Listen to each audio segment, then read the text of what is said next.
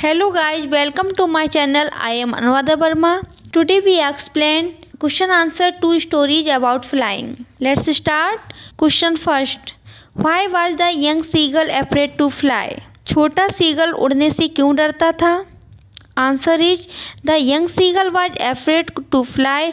छोटा सीगल उड़ने से डरता था बिकॉज क्योंकि it was his first flight, ये उसकी पहली उड़ान थी।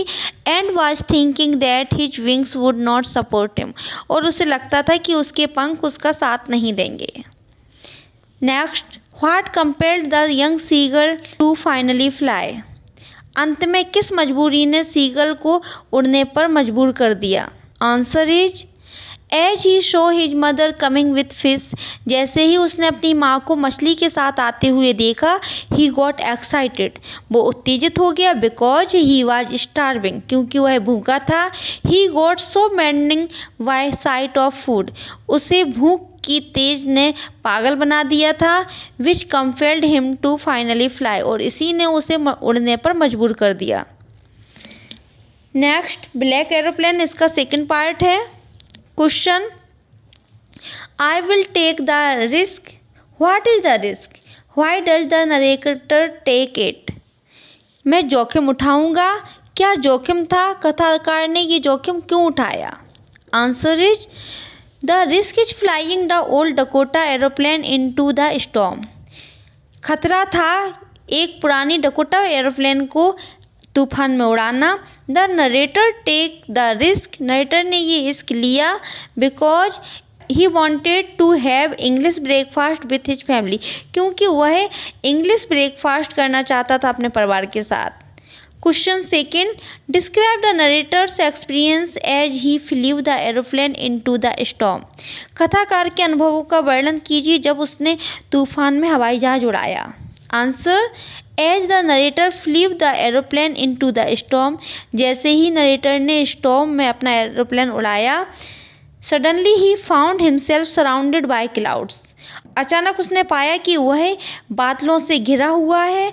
ही was unable to see anything, वह कुछ भी देखने में समर्थ नहीं हो पा रहा था।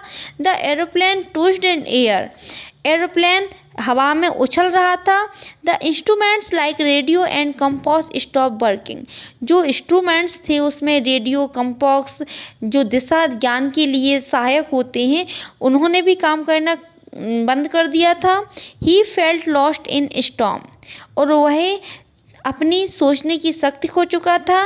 Then he saw a black aeroplane close to his Dakota, तभी उसने देखा कि एक काला एरोप्लेन उसकी डकोटा के पास आया। Which had no light no its wings, उसमें कोई लाइट नहीं थी, कोई विंग्स नहीं थे। But he could see the pilot who was guided him, लेकिन वह देख सकता था उस पायलट को जो उसे गाइड कर रहा था। As the narrator landed safe, और इस तरीके से नरेटर सेफली लैंडेड हो गए। That plane disappeared all of a sudden, और अचानक ही जो प्लेन था वो डिसअपियर हो गया। Next, why does the narrator say I landed and I was not sorry to walk away from the old Dakota? कथाकार क्यों कहता है कि मैं उतरा और मुझे पुराने डकोटा को छोड़ने में जरा भी बुरा नहीं लगा? Answer, the narrator said this because he had a scary and horribly experience flying that old Dakota. कथाकार ने ऐसा इसलिए कहा क्योंकि उसे पुराना डकोटा उड़ाने का बहुत डरावना और खतरनाक अनुभव हुआ था। He was happy that he had landed the plane safely. वह खुश था क्योंकि वह सुरक्षित पहुंच गया था।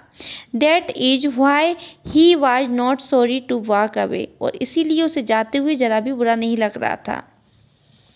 Next, what made the woman in the control center look at narrator strangely? Control room में बैठी महिला ने कथाकार को अजीब तरह से क्यों देखा? When the narrator asked the lady about the mysterious aeroplane that had guided him and brought him back safely through the dark clouds, the woman had not seen any other aeroplane on the radar. As per her, there was no other plane in the sky, so she looked at him strangely. अब कथाकार ने उस महिला से उस रहस्यमय हवाई जहाज के बारे में पूछा जिसने उसकी मदद की थी और काले डरावने बादलों से उसे बचाकर सुरक्षित लाया था। उस महिला ने रडार पर कोई दूसरा हवाई जहाज नहीं देखा था। उसके अनुसार आसमान में कोई दूसरा हवाई जहाज था ही नहीं, इसीलिए उसे वह अजीब सी नज़रों से देख रही थी। Next question, Who do you think helped the narrator to reach safely? Discuss this among yourself and give reason for answer.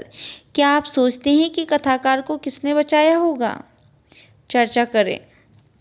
Answer, I think when the narrator was in trouble, he prayed to God.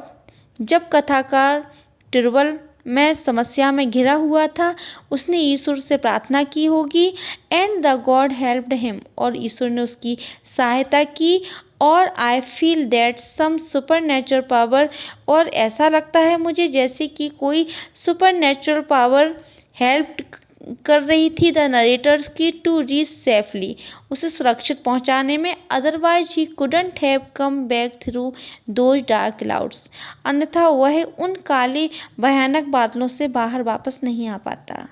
Okay guys, thank you for watching my videos. In video को अपने friends के साथ share कीजिए और उनके साथ इसे देखिए और पढ़िए ध्यान से, इन सारे क्वेश्चंस को लर्न कीजिए। लिख के देखिए कि आप इन क्वेश्चंस को समझ पा रहे हैं या नहीं समझ पा रहे हैं। बार बार वीडियो को देखें और हिंदी समझने की कोशिश करें। Okay, thank you.